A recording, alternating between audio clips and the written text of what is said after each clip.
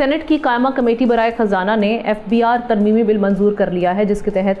Tax policy کا اختیار F B are سے منسٹری آف فائنانس کو منتقل کیا جا رہا ہے۔ حکومت کا موقف یہ ہے کہ سپریم کورٹ کے فیصلے کے بعد قانون میں ترمیم ضروری تھی، لیکن کمیٹی اجلاس میں سینیٹر طلحہ محمود نے خدشہ ظاہر کیا کہ اس ترمیم سے چیئرمین ایف بی آر کو غیر معمولی اختیارات مل جائیں گے اور ممبران کی تقرری اور تبادلے بھی انہی کے اختیار میں ہوں گے۔ اجلاس میں ٹیکس نظام پر سخت تنقید بھی سامنے آئی ہے اور کہا گیا کہ بعض لوگ 10 لاکھ ٹیکس دینے کے بجائے 20 لاکھ دے کر ایف بی آر سے جان چھڑانے کو ترجیح دیتے ہیں۔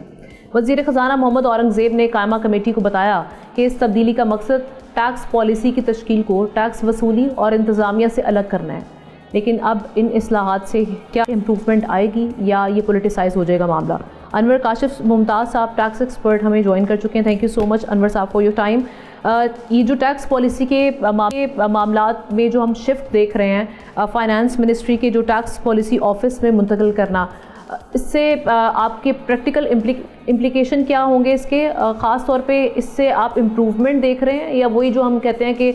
جو اس سے سیاست کی انوالومنٹ اس میں بڑھ جائے گی، پولیٹیسائزیشن کا خطرہ ہوگا؟ بہت شکریہ آپ کا۔ بیسکلی دیکھیں، اس میں جو صورتحال ہے یہ بہت پرانی ڈیمانڈ تھی کہ پالیسی کو جو ہے نا الگ کر دیا جائے، بیکاز اگر پالیسی میں بھی انوالو رہے گا اور ایگزیکیوشن میں بھی انوالو رہے گا تو ہمیشہ اس کی وجہ سے جو ہے وہ کانفلکٹ آتا تھا۔ تو F B are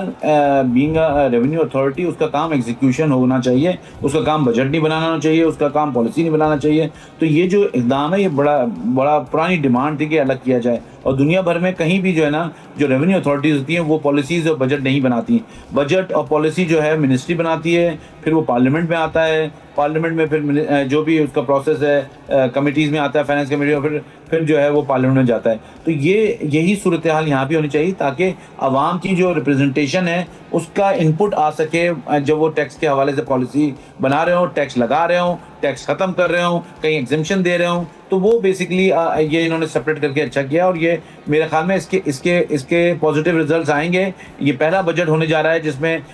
ministry of finance جو ہے وہ پالیسی ڈویژن جو ہے وہ بجٹ کو پورا فارمولیٹ کر رہا ہے اور اس میں انپٹ لے رہا ہے لوگوں سے۔ تو میرے خیال میں یہ ایک اچھا اقدام ہے اور اس سے لانگ ٹرم میں جو ہے بینیفٹ ہوگا۔ لیکن یہ جو پروپوزڈ امینڈمنٹ ہے یہ الاؤ کرے گی اب ریونیو سیکٹری کو کہ جو سینئر آفیشلز ہوں گے ایف بی آر کے، ان کی اپائنٹمنٹ اور ٹرانسفر کے حوالے سے۔ سو آپ نہیں سمجھتے کہ انسٹیٹیوشنل انڈیپینڈنس اور اس کے ساتھ ساتھ جو مورال ہے افسران کا وہ اس سے متاثر ہوگا؟ دیکھیں، یہ تو چیئرمین ایف بی آر کے پاس ہمیشہ تھی کہ وہ اس کو کہیں ایک جگہ سے دوسری جگہ ٹرانسفر کر سکتا ہے، اور جو ہے وہ ان کو جہاں بھی اس کو یوٹیلائز کرنا، بیکاز وہ چیئرمین ہے اس پورے ڈپارٹمنٹ کا، تو اس کے پاس یہ پاور تو ہوتی ہیں۔ ہاں، جہاں تک اپوائنٹمنٹ تو اس کا ایک اپنا طریقہ ہے جو کہ فیڈرل سروس کمیشن کے ذریعے اپوائنٹمنٹ ہوتی ہے، تو وہ اس میں تو میرے خیال میں کوئی چینج نہیں آیا ہے۔ ٹھیک، اور یہ جو ٹیکس شارٹ فال ہے بیسکلی، اس کو کس طریقے سے آپ سمجھتے ہیں کہ اس گیپ کو کلوز کیا جا سکتا ہے؟ اور دوسرا یہ کہ اس کی آپ مینلی کاز کیا سمجھتے ہیں؟ دیکھیں، یہ تو گورنمنٹ کو بات سمجھ میں نہیں آئے گی۔ انفارچونیٹلی ہم ایڈ ہاکزم پہ کام کرتے ہیں، لانگ ٹرم پلاننگ پہ کام نہیں کرتے۔ ہم آئی ایف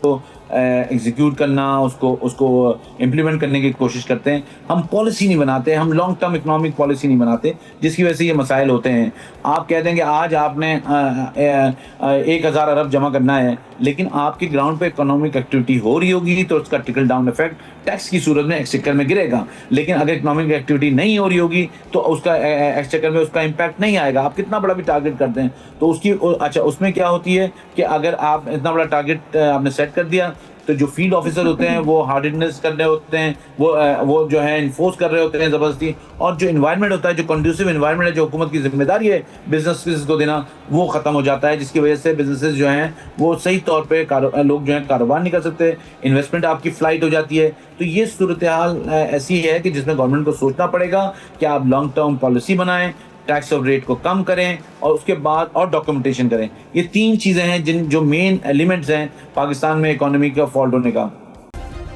سبسکرائب کریں اور بیل دبائیں تاکہ کوئی خبر رہ نہ جائے۔